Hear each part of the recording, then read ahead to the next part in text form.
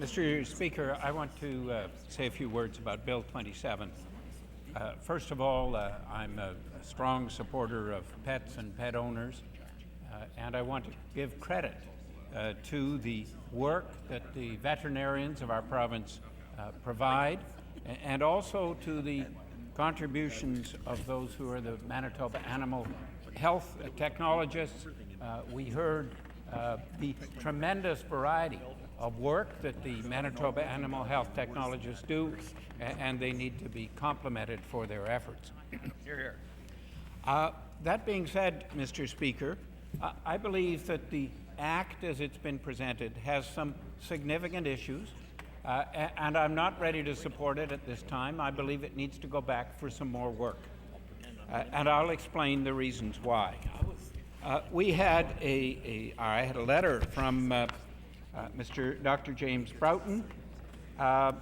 He says most veterinarians, including myself, will discount fees or waive them completely to make sure we are within the costs expected by the owner. My concern is that this legislation, first of all, paints our profession as being dishonest and requiring government oversight.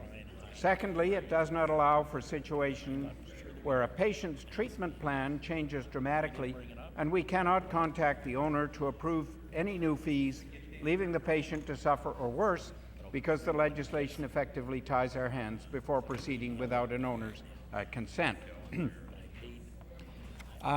The concern that Dr. Broughton raised, which was that it painted veterinarians as somehow being dishonest, I had the opportunity to ask the minister, and I quote, I would ask the minister if he'd explain was there a specific instance of a specific problem which initiated this bill. The minister said, not so much, there's been huge amounts of complaints. In fact, the minister didn't even bring forward one specific instance of a concern. And so what we heard from others is that problems are rare, and that's in part because, as Dr. Broughton explained, many veterinarians bend over backwards to work closely with and to help pet owners, and they are very concerned about their pets. I would take this a little bit further and put on the record some more from Dr. Broughton. He tells me there can be situations where during the investigation of the problem, something is uncovered that dramatically affects not only the course of treatment but the cost. In cases such as these, every effort is made to contact the owner and discuss the new developments. But while we are waiting to get approval of a new updated estimate from the owner, the animal will suffer. Or what if the owner declines the updated estimate? Are we as veterinarians who took an oath to relieve animal suffering to sit back and do nothing or absorb the cost of the treatment ourselves? Unfortunately, there are often times when the owner cannot be reached quickly, and we as veterinarians must make what we feel is the best choice for the patient, the animal. Now, with this new legislation in place, we as healthcare providers will have our hands tied and be faced with either proceeding with the necessary but potentially expensive treatment at the risk of not getting paid for it, or letting the animal suffer further or even die. I believe that the government should have addressed this much more carefully because I think it is a significant issue. Cost to owners will increase as veterinary hospitals and staff will need to allow more time because of the preparation of the mandatory estimates, and they will have no choice but to pass on the cost of these added activities to the consumer.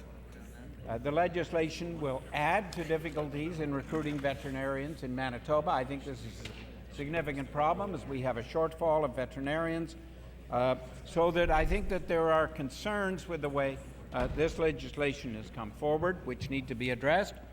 It was also apparent that there is not yet agreement between the two associations which have a very important role and are affected by this legislation, the Manitoba Veterinary Medical Association and the Manitoba Animal Health Technology Association.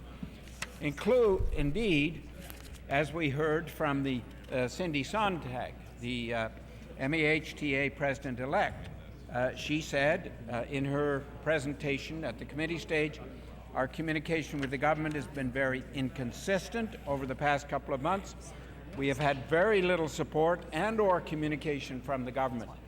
I suggest, Mr. Speaker, that it would be highly advisable for this legislation to not be passed today, but to go back and have some more work and get better working agreement between the Manitoba Health Technology Association and the Manitoba Veterinary Medical Association, so that this can move forward in a more congenial atmosphere.